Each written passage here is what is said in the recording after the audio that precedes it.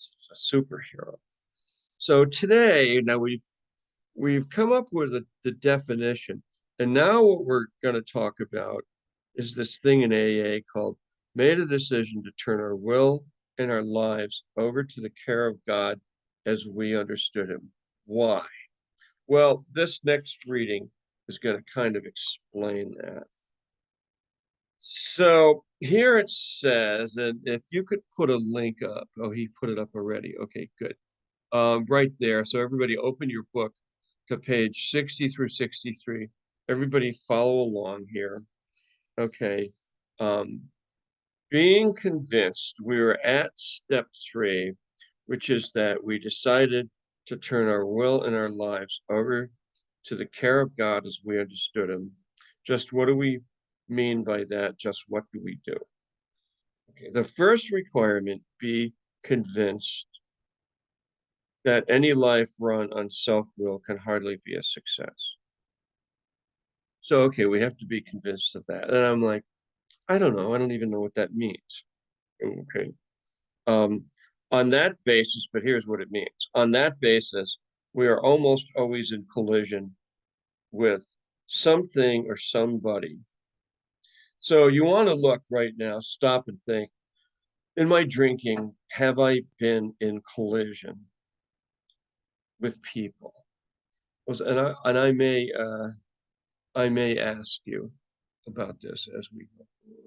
So collision with something or somebody. Where's Jeff? Jeff's here. So Jeff, how about you?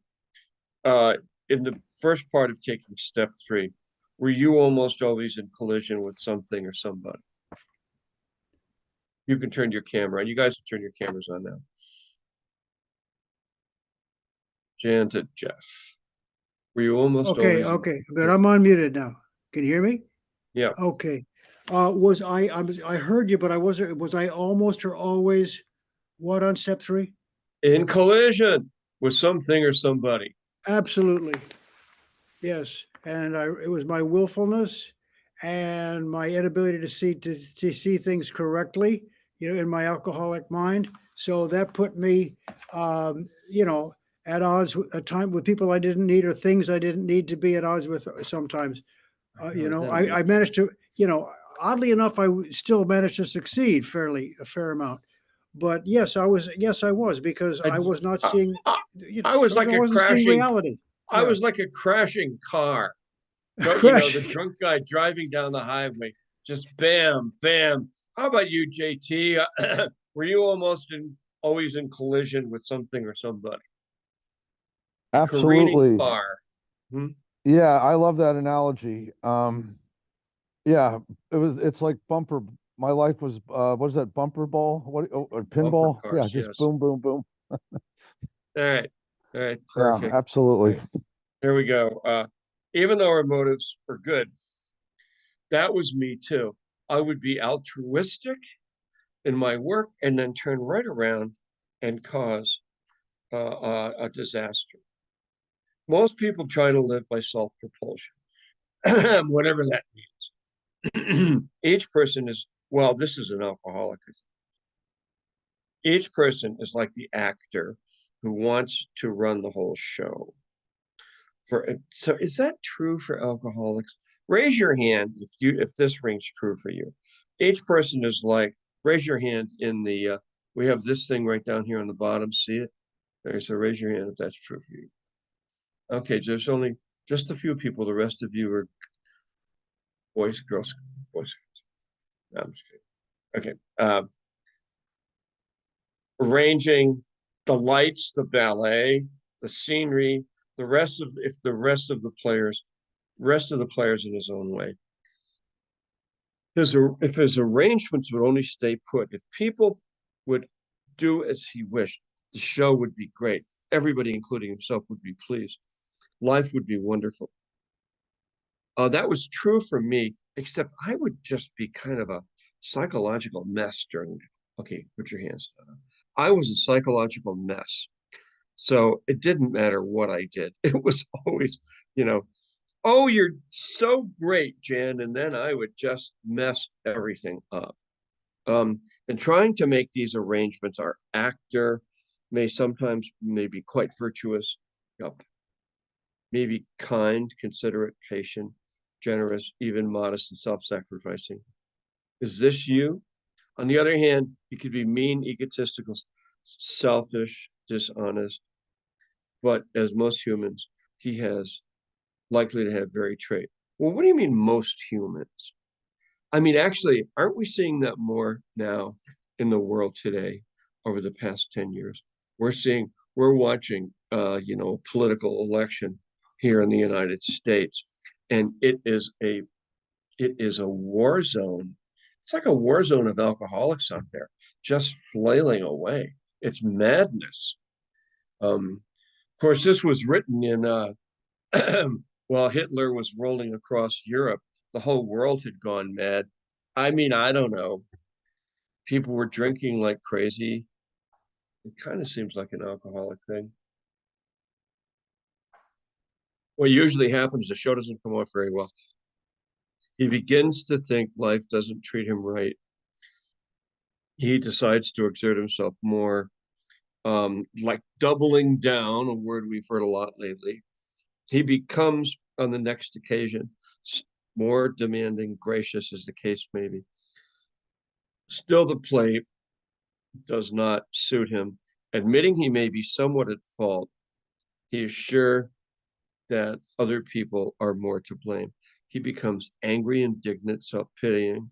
What is his basic trouble? Is he really a self-seeker even when trying to be kind?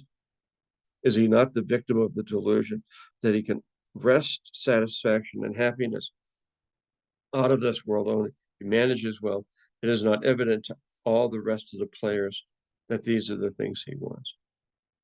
And do not his actions make each of them wish to retaliate, snatching all they can get out of the show?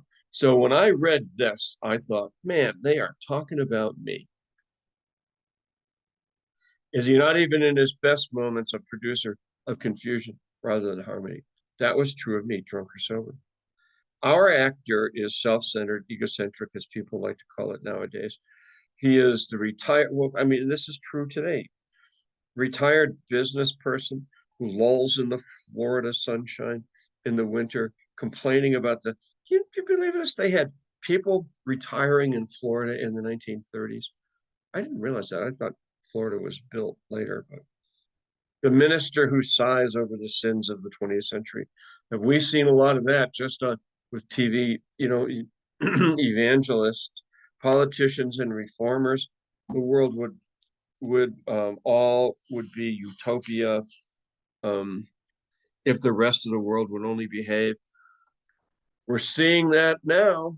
I mean, one candidate has a slogan, "Make America Great Again." It's like the outlaw safecracker who thinks society has wronged him. Now that's interesting. You talk to people that are in prison, and you've been to like prison and jail AA meetings. All of them, you know, if the courts weren't just didn't, I wouldn't be here. Not taking responsibility. I robbed 3 7-Elevens, but I shouldn't be in here. Um, Whatever our protestations, are not most of us concerned with ourselves, our resentment, our self-pity. Now, this really comes, it stays with us even when we get sober. That's why we have to work this 12-step process. You could be sober and still be concerned with myself, my resentments, and my self-pity. I just talked to somebody the other day who's already done, well through step 12, doing extremely well, but still caught up in my life, what's going on with me, having things my way. Um, if people would only do what I wanted them to do, things would be better. Just missing the entire step 10, 11, and 12. And here it is, selfishness, self-centeredness. That we think is the root of our troubles. Driven by 100 forms of fear, self-delusion, self-seeking, and self-pity, we step on the toes of our fellows and they retaliate. I certainly had a lot of that.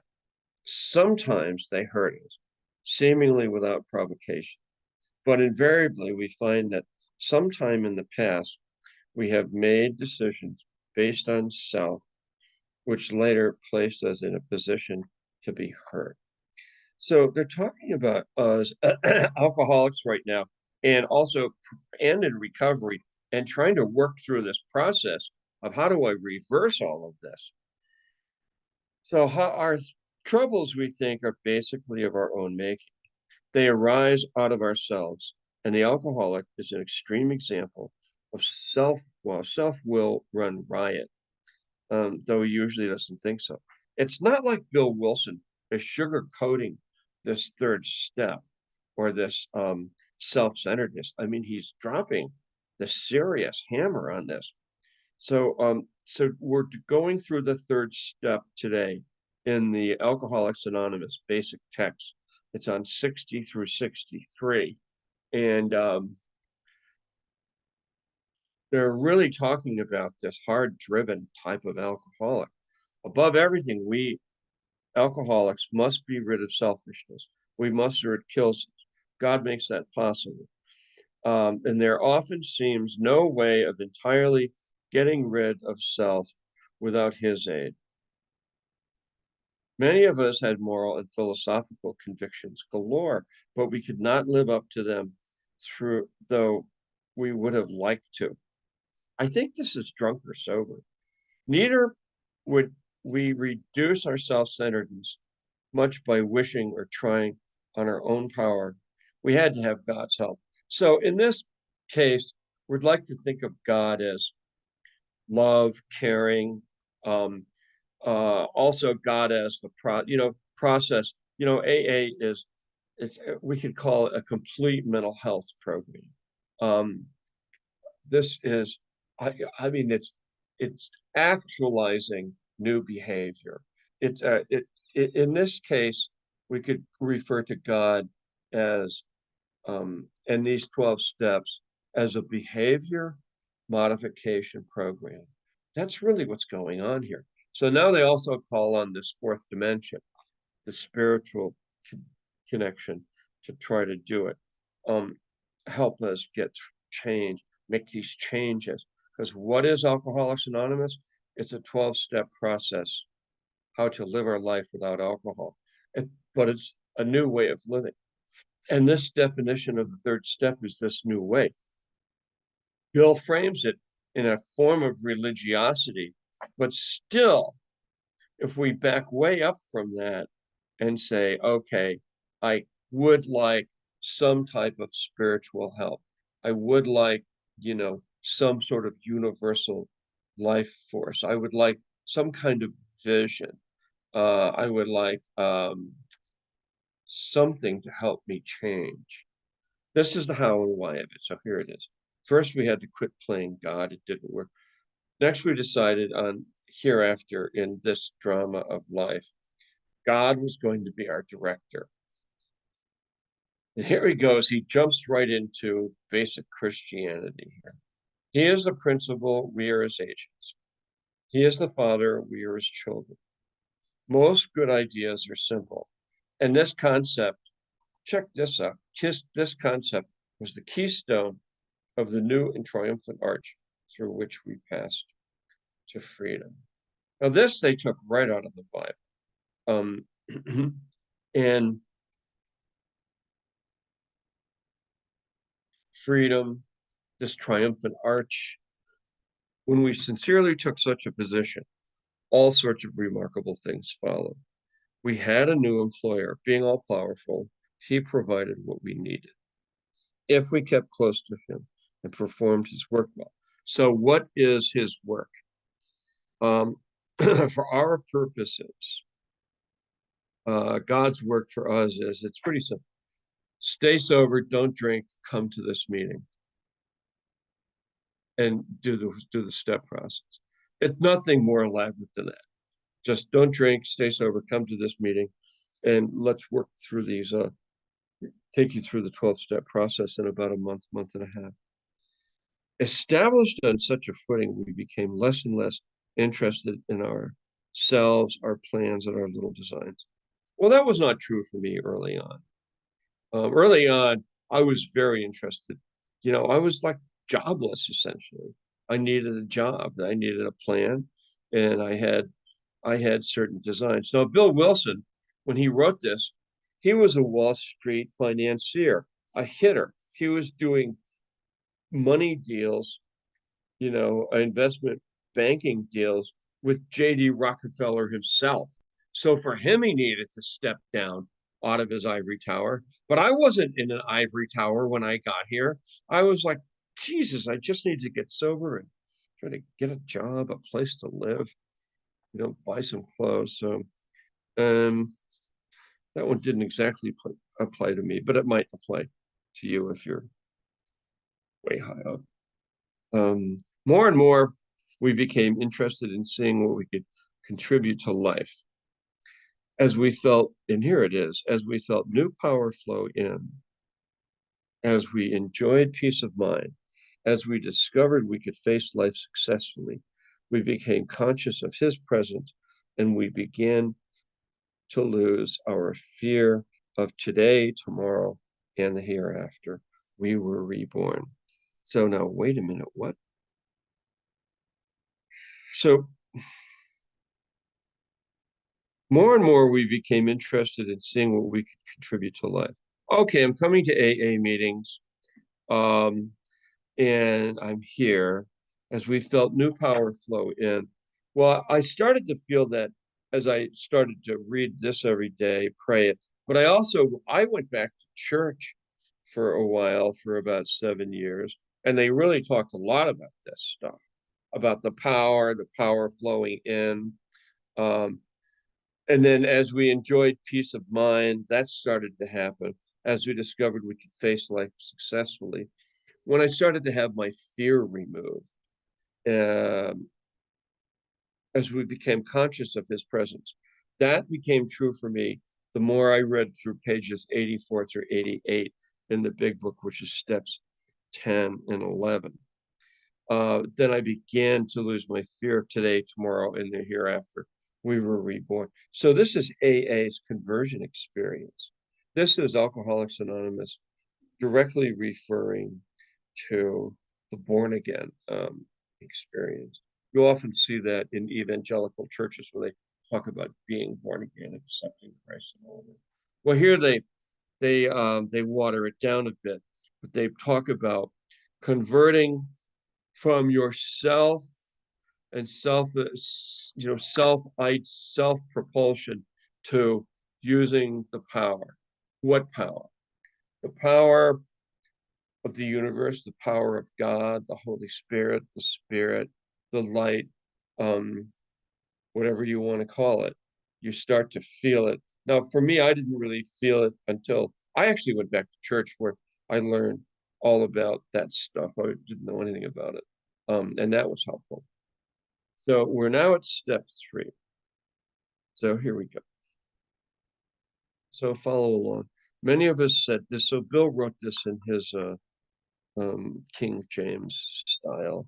God, I offer myself to thee to build with me and do with me as thou wilt. Relieve me of the bondage of self, that I may better do thy will. Take away my difficulties, that victory over them may bear witness to those I would help. Thy power, thy love, and thy way of life, may I do thy will always. So, hey, Lance, would you put up Tasha's third step for us, and everybody have a look in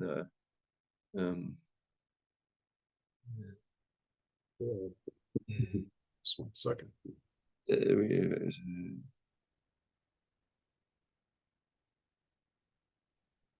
Okay, yeah, could you put that up? I'm going to read that.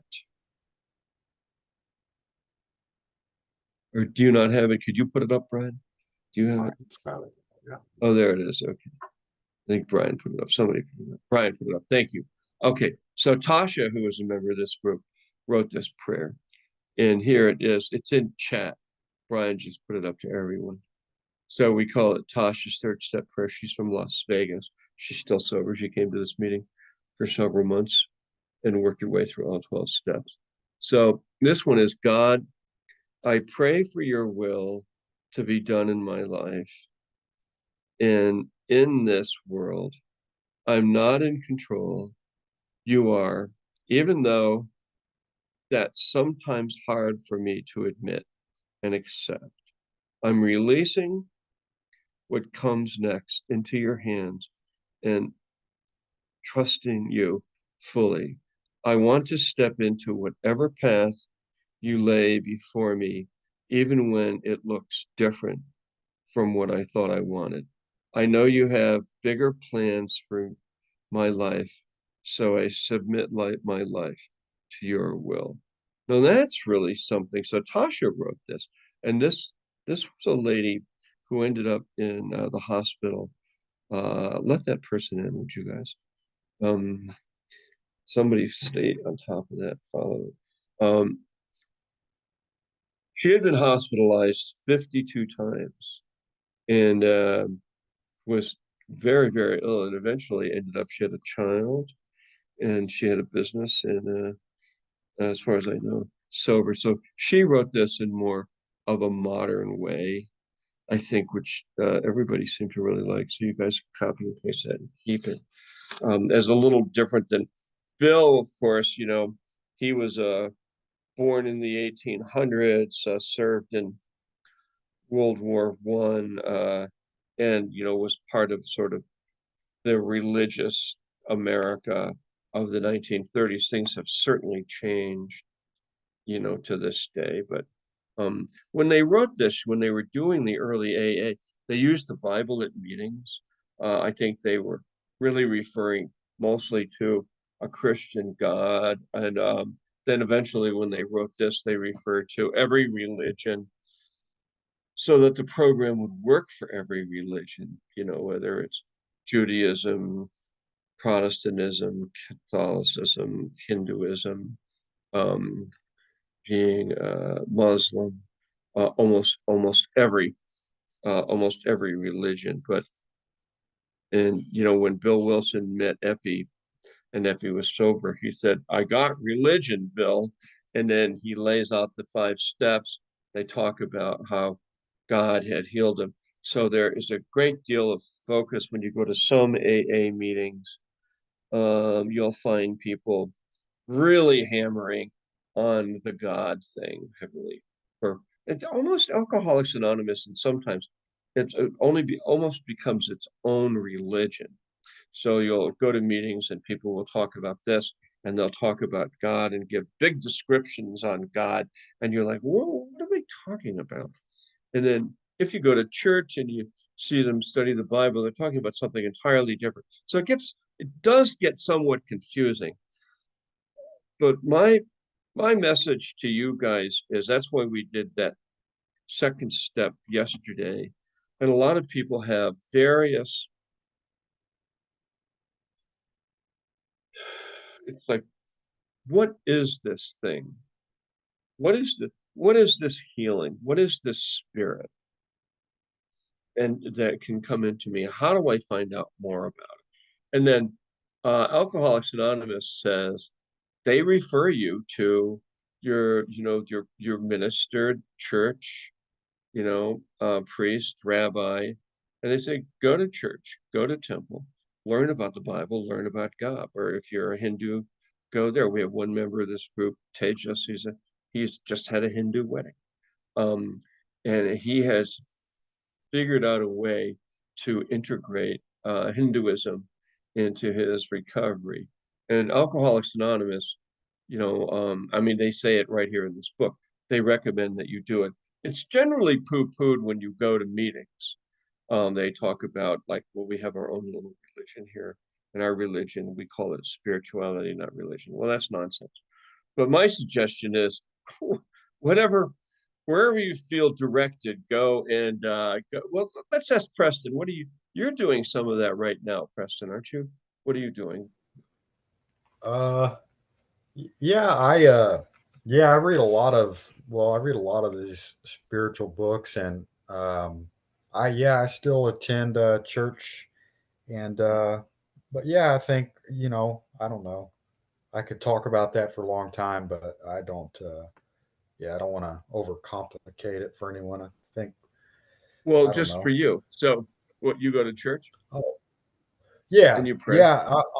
Yeah, it's very special. I kind of, I honestly, there's so many things, you talked about, when we start doing this and you're like, is that a coincidence? And then you're like, no, that's not. And a lot of these church sermons that I attend, it's almost like an AA meeting. A lot of these things, it's like I hear the same thing.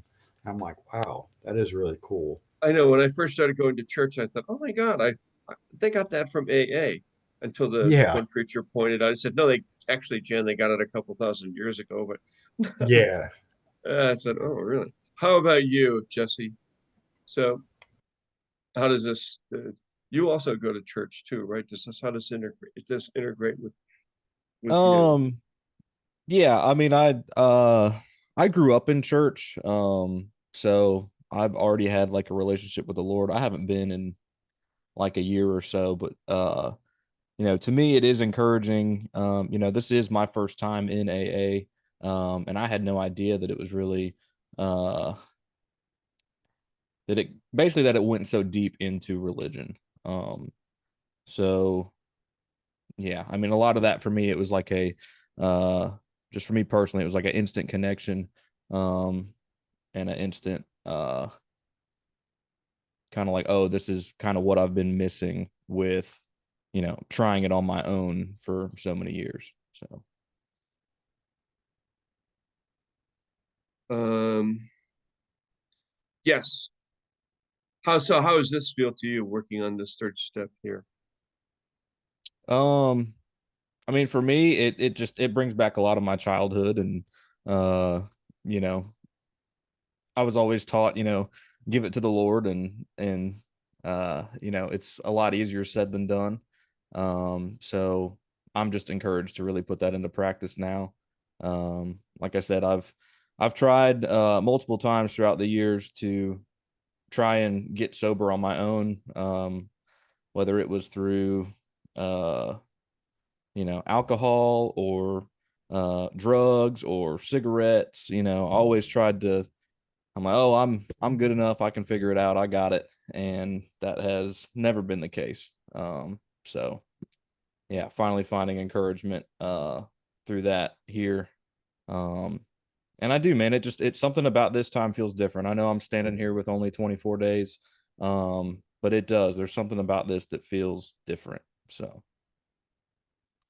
Okay, good. Thank you.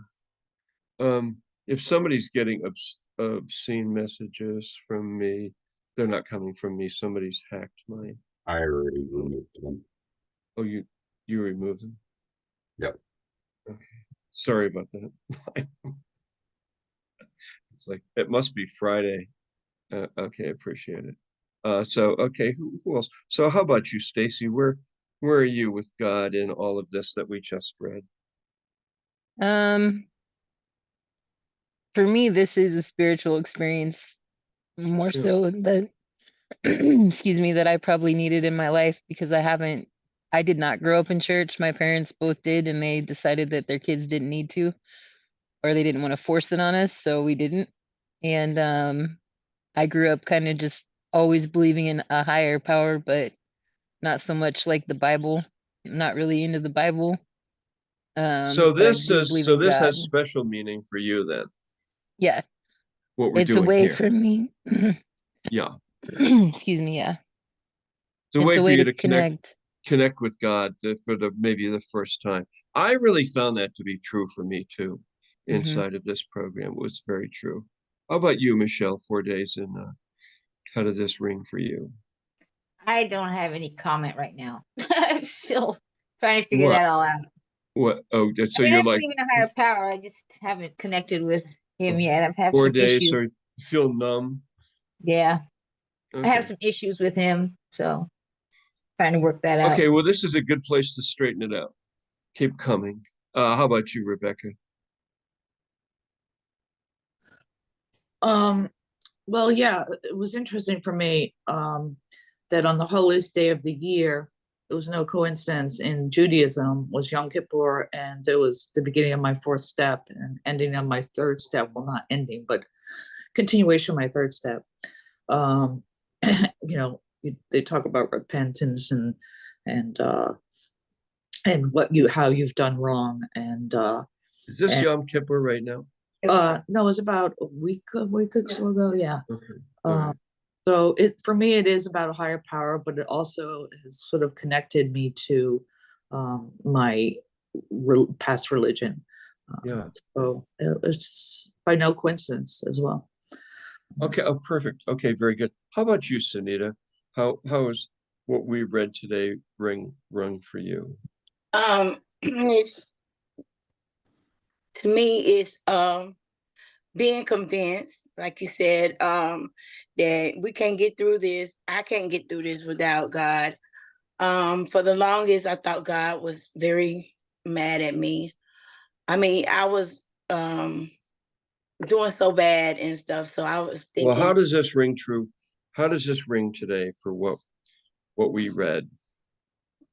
that I can't do, turning my will over to Him. It's the best way. I got baptized in September. Of this year? Yes, as a Nazarene, and it relates a lot to what I'm going through. It's understandable. Did you get baptized like in a big river, like the Jordan or the No, but it was Mississippi? it was in baptism pool. I went underwater. In the church? Yes. Mm-hmm. Oh, no kidding. Did they like Yes. put their hand on your forehead and Yes. then baptize you in the name of Jesus? And then like did you fall back and everything? Well, yes. But they didn't like I baptized you in it. They was real soft with it. Okay. But that was I went through the real deal.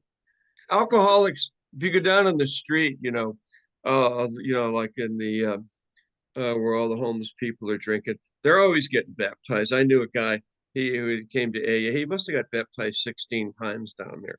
He was always getting saved in the missions and everything.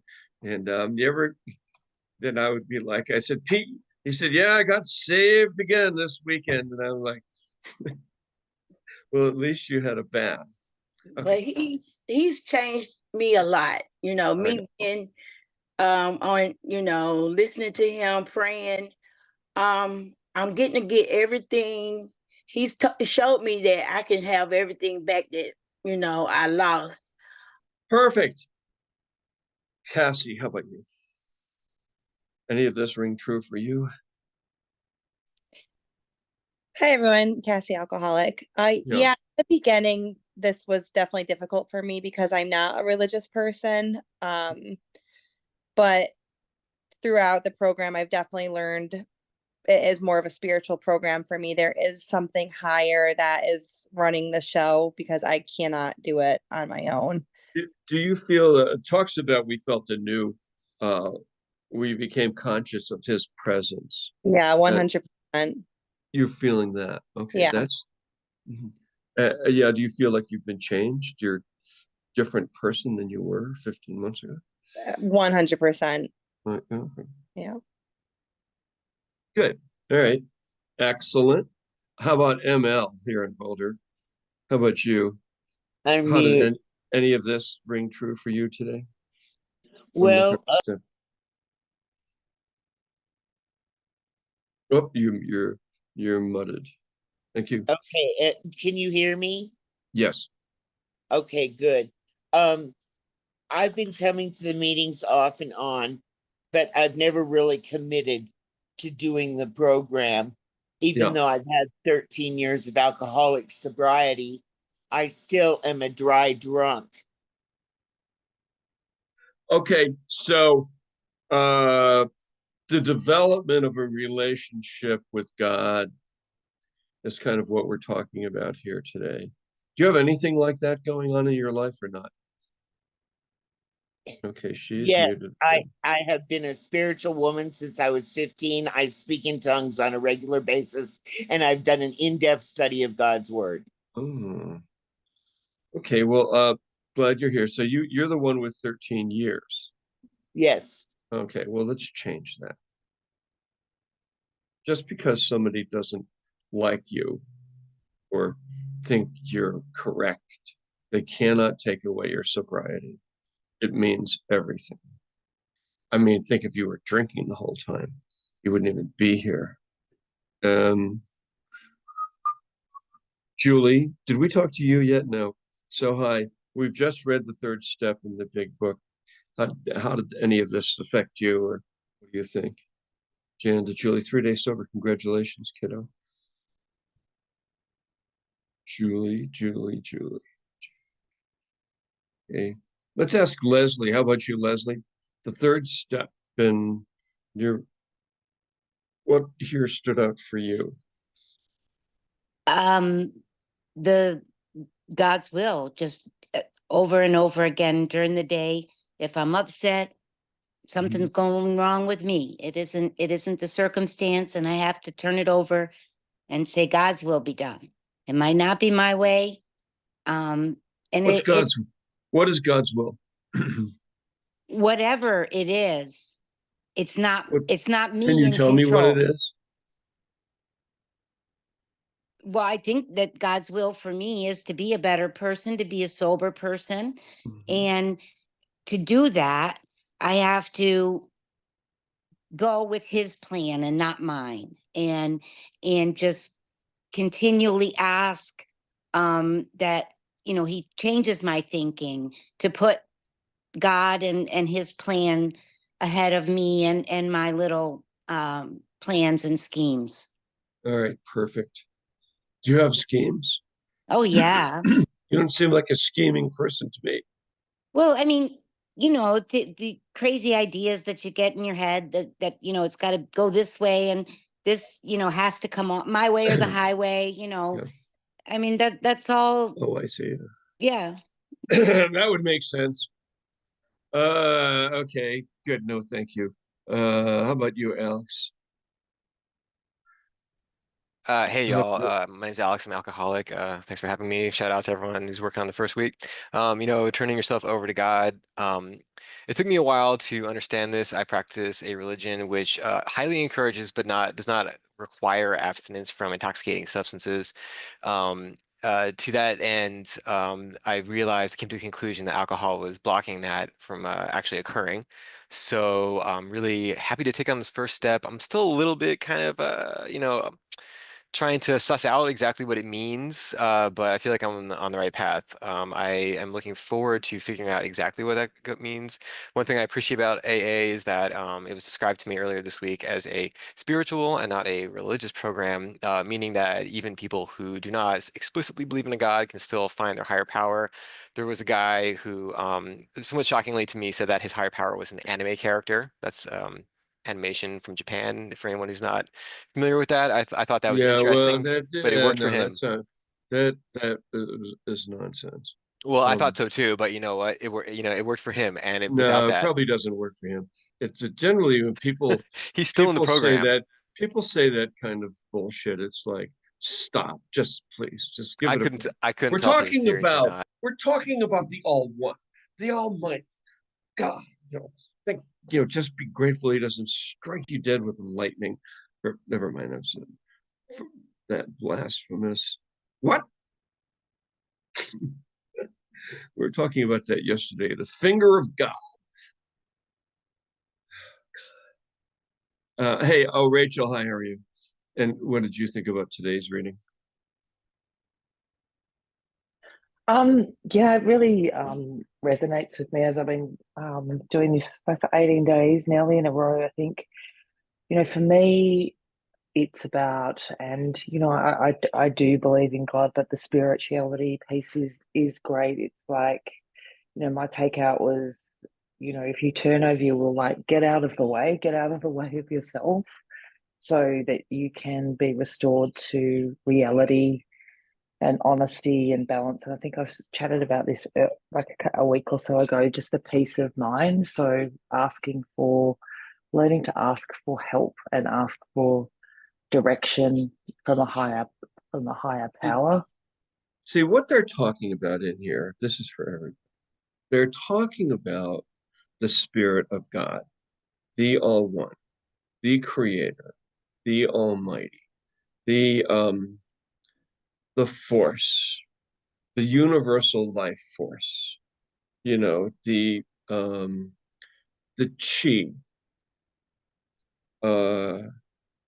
love, the pure, the pure light within us and within the universe, tapping into that. That's really what's going on here. That's what they're speaking directly to. So when they say here, as we felt new power flow in, okay, that's not coming from an animated figure. That's coming from, you know, the one. And we should all really be paying attention to this so we don't delude ourselves and go off on some ridiculous journey that is non-existent. Those people always end up in a lot of trouble. They're aiming us in this page. They are aiming us at all the great religious books and all the great religions. They say in the AA book, we all know only a little. God will reveal more to you and to us as we, you know, struggle or climb this, trudge this road of happy destiny. So they're talking about being on the path to find more and more healing. You know, when people, you go to meetings and they talk about some silly notion that they have, and everybody says, well, that's okay. No, it's not okay. Because it's a dead end street. And these people climbed off of the dead end bus when they all got sober and stayed sober. And they did very hard, very sober, very serious work here, which is what we're doing here, even though I clown around. But I mean, they're really talking about, you know, this path. They're on that. What's that song, Sunita? Have a main line to Jesus.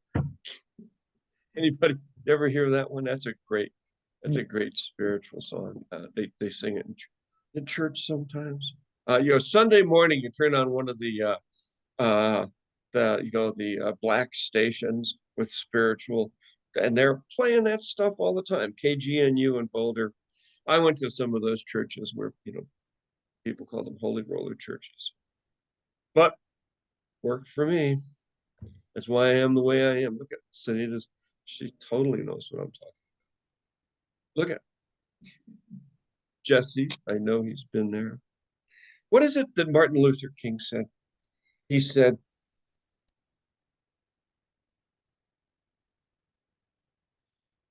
I've been to the mountaintop. I've seen the promise.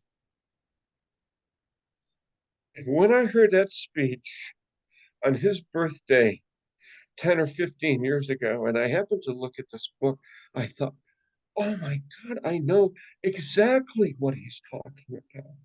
I felt the very same thing. And that's kind of what this program provides for us. It's not just a speech. He wasn't being allegorical. He actually had seen it. And I think that's what is available to us when they talk about being reborn and feeling the presence of God and feeling the peace. I mean, we struggle for so many years in great pain, you know, from not only alcoholism and drugs, but then the madness that takes over our minds. And, you know, we're like, I wake up every day, I feel terrible. I'm going to go to work now and I'm going to AA meetings and I still feel awful. That's not what this program is designed to do, to have us live in great pain forever. There is great release here and freedom. That's what this third step is about. All right, over to you, Lance, if you want to read the promise.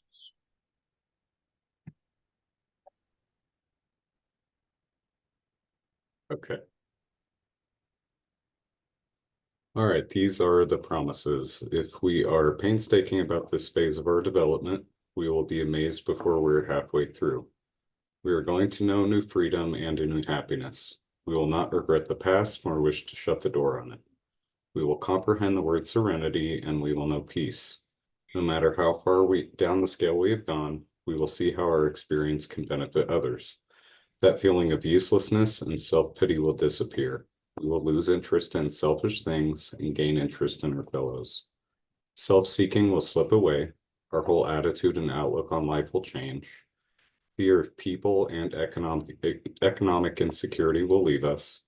We will intuitively know how to handle situations which used to baffle us.